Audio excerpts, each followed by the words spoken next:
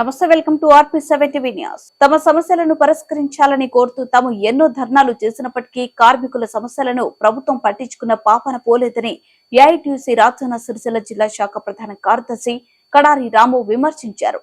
వేములవాడలో ఆయన మీడియాతో మాట్లాడుతూ కేంద్రంలో ఉన్న బీజేపీ గవర్నమెంట్ జీఎస్టీ పెట్టి ఉప్పు, పప్పు, నిత్యావసర సరుకులు ట్యాక్సులు పెట్టి కార్మికుల పొట్టలు కొట్టిందని, కార్మికులకు సంబంధించి 44 లేబర్ చట్టాలను తొలగించి 4 లేబర్ కార్డులుగా మార్చారని, ప్రభుత్వం వెంటనే కార్మికులకు న్యాయం చేయాలని డిమాండ్ చేశారు.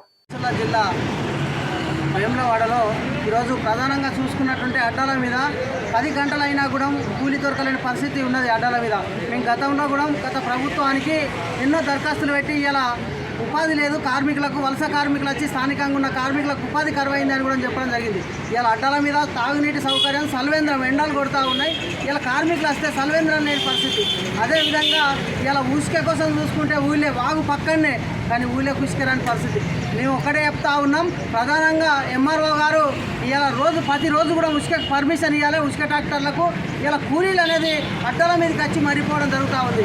ఇలా రెక్కాడితే దొక్కాడని బతుకులు జీఎస్టీ పేరు పెట్టి ఇలా కార్మికులకు నిత్యావసర సరుకులను కూడా విచ్చలవిడి రేట్లు పెంచినటువంటి పరిస్థితి కేంద్ర ప్రభుత్వం.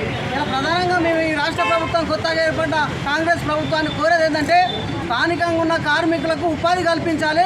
బీహార్, యూపీ కూలీలు వచ్చి స్థానికంగా ఉన్న కార్మికులకు ఉపాధి కరువైంది. అదేవిధంగా ఉసుక పర్మిషన్ ప్రతిరోజు కూడా ఉసుక పర్మిషన్ ఇవ్వాలని ఈరోజు కాంగ్రెస్ ప్రభుత్వాన్ని కోరుతా ఉన్నాం. వెంటనే ప్రతిరోజు కూడా ఉసుక పర్మిషన్ ఇవ్వాలి. అదేవిధంగా ఇలా కూలీలకు ప్రమాదం జరిగితే చాలా వరకు ఇక్కడ చూసినా కూడా ఇలా హెల్త్ కార్డులు లేవు. హెల్త్ కార్డులు అనేది ప్రధానంగా ఏర్పాటు చేయాలి. అదేవిధంగా సల్వేంద్రం వీళ్ళకు లేబర్ కార్డులు కూడా ప్రతి వాళ్ళకు లేని వాళ్ళకు అర్హులైన వాళ్ళకు లేబర్ కార్డులు కూడా ఇవ్వాలని ఈ ప్రభుత్వాన్ని కోరడం జరుగుతూ ఉంది.